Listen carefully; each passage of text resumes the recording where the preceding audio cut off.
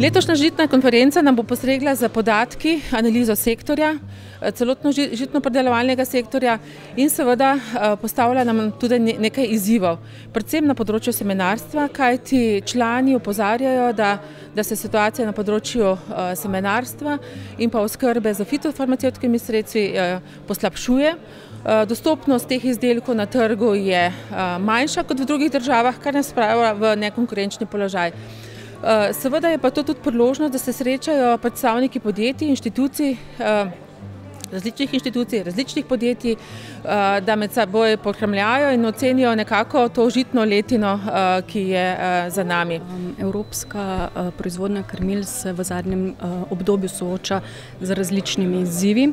Po eni strani sektor prašičereje se že več let ubada z nizkimi cenami, predvsem na račun hiperprodukcije Evropske unije z staležem prašičev oziroma proizvodnjo in pa nadaljevanjem ruskega embarga.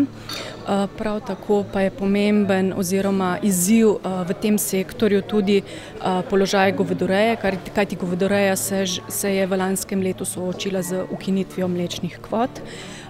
Evropska unija je v bistvu tretji player na trgu na globalnem nivoju. Na prvem mestu vsekakor vodilno vlogo še naprej zadržuje Kitajska, na drugem mestu sledi Amerika, na tretjem mestu pa je Evropska unija, kajti v letu 2015 je bila proizvodnja krmil cirka 158 milijonov ton. Če se še opredelim slovenski sektor proizvodnje krmil, pa je v lanskem letu oziroma v letu 2015 proizvedel cirka 362 tisoč ton krmil in se umešča med manjše proizvajalke krmil. Lahko rečem, da tradicionalno pričenjamo našo četrto žitno konferenco, ki je nekako sad kar dolgoletnega dela s partnerji celotne žitne verige.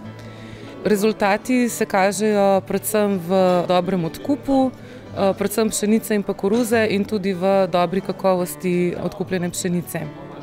Veseli smo, da smo skozi to partnerstvo uspeli pritegniti se pravi tudi zadruge, tudi kmete, mlinarska podjetja in pa pekarska, tako da imamo dobre temelje, da pričnemo z oblikovanjem naše sheme kakovosti, ki se imenuje izbrana kakovost. Na današnjem dogodku imamo tudi partnerje iz tujine, iz Hrvaške, tako da tudi v tej smeri nekako želimo pripraviti določene projekte in povečati sodelovanje med obema sektorjama obeh držav.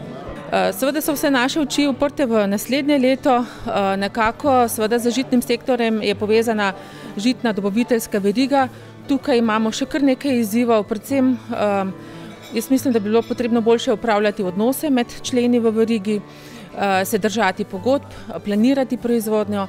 Seveda je pa vse muči vidik modela odkupnih cen in na to temo bomo na zbornici kaj več rekli tudi v februarju, ko bomo poklicali na neke vrste delavnico, brainstorming, domače in tuje strokovnjake, da nekako skupaj z njimi pogledamo, kaj bi bil tisti najboljši model upravljanja in pa žitne verige in pa upravljanja modela cen.